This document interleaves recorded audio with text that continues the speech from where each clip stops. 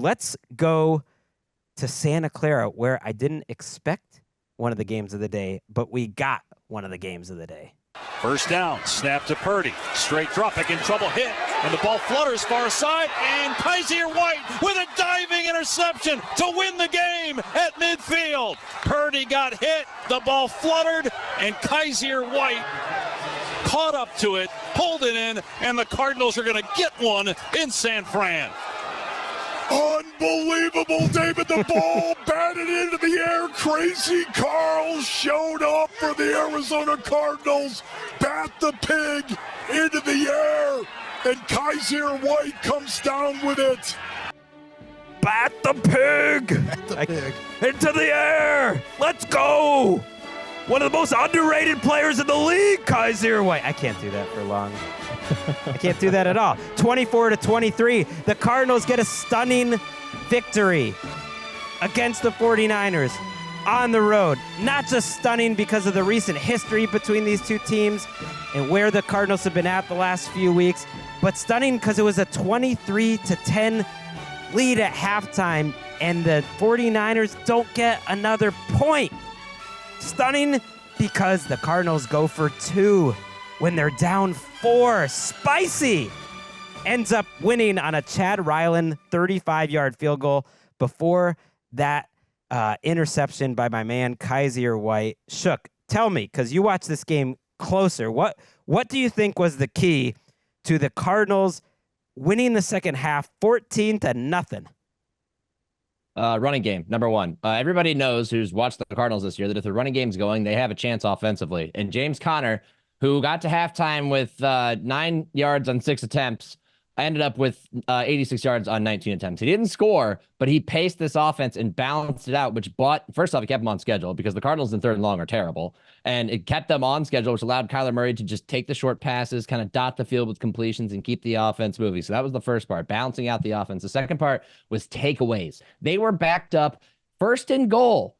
49ers with the ball, first and goal, moving right down the field, about to put the game away. Jordan Mason around the left end, and a linebacker you've never heard of because he hadn't played a down before today comes in and knocks the ball out, and it's recovered by the Cardinals, which then gives them the opportunity to go down the field and take the lead with that. Does he have a name?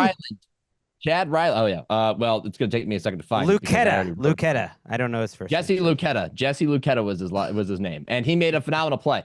Dennis Gardeck makes a key pass breakup on 3rd and 23 because the Niners lose Jake Moody to injury. They're not going to kick a however long field goal, very long, out of Mitch Wishnowski's range. So they have to go for it on 4th and 23. It's all the key little plays in between that stacked up, and they capitalized on every single one of them, avoided catastrophe, and came away with a shocking win that nobody saw coming. A defense that really bothered Brock Purdy, who only had one completion under pressure on the day. Wow.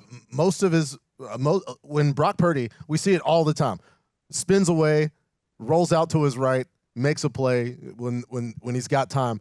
Over 2.5 seconds, Brock Purdy was 10 of 24 in this game with 2 interceptions.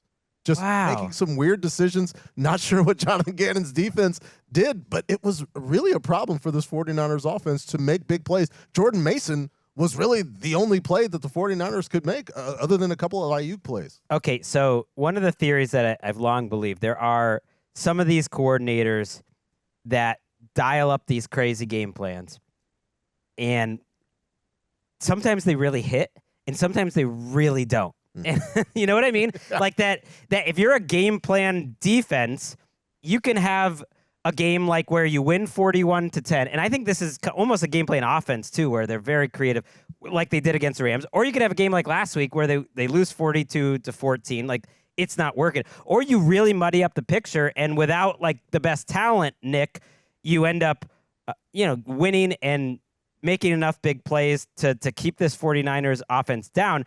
On the other side, I didn't see a ton of this game, but Kyler Murray has a 4th and 5. The game's on the line. They are driving for what turned out to be the go-ahead game-winning field goal, but they almost certainly lose that game if he doesn't get it. And he has the most Kyler Murray fadeaway jumper to Marvin Harrison on 4th and 5. Not many guys can do that, and that's just your best players making a great play.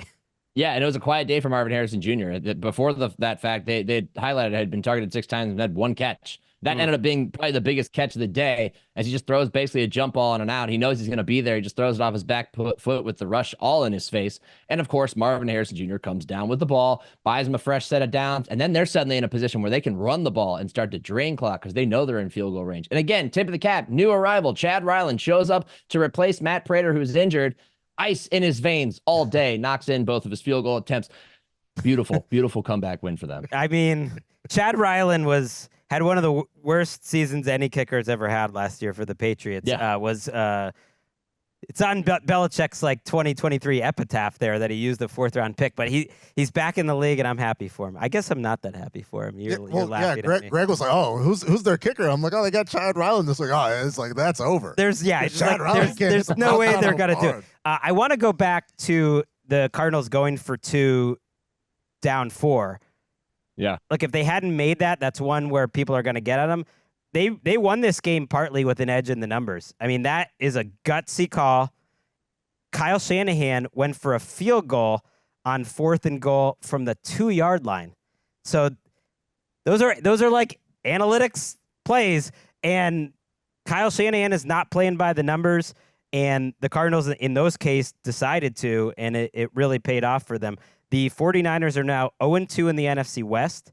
Both of those games, they had 10-point leads in the second half against the Rams and the Cardinals. They're 0-3 in the NFC. Sets up a very compelling Thursday night game, which these two guys, Nick Shook and Patrick Claybon, are taking care of for me while I'm in, hopefully asleep in the middle of the night in London. That's a big game. I mean, the 49ers got a kick return touchdown, a blocked field goal return touchdown, and an interception on a screen pass that set them up on a short field, and they lost this game. And so, fair's fair. Like, they had some big things going their advantage, and they did not win. Yeah, it was one of those games where it just felt like everything was going their way, and they were going to cruise to victory, and it was almost a formality until the second half arrived, and they started to kind of get stymied by the Cardinals defense, and then they started making plays, and the balance just kind of shifted back in their favor, and you knew you were like 1 or 2 explosive plays away from suddenly this changing, and that never really quite happened. It was just a steady approach, and because they had enough time, that's why they ended up pulling it out. But I mean, yeah, it's one of those games they're gonna look back at and think, how did we lose this game? Because we made all the right plays in the first half, and they went to sleep. I mean, Brandon Ayuk, 147 yards on 8 catches, his first breakout. His highest before was under 50 yards. Like, that should be leading toward a victory, and they just didn't get the job. Right, they're just weird. I mean, Jordan Mason has more yards rushing in the first 5 games than any running back in the history of the 49ers, but that fumble just absolutely turned the game. And yeah, Ayuk gets going, but then Juwan Jennings has 13 yards on 4 targets, and Deebo Samuel has 11 yards on the game. And so they're having a hard time putting it all together. That can happen for teams, that lose the Super Bowl, and it's a long offseason and a whole lot of injuries.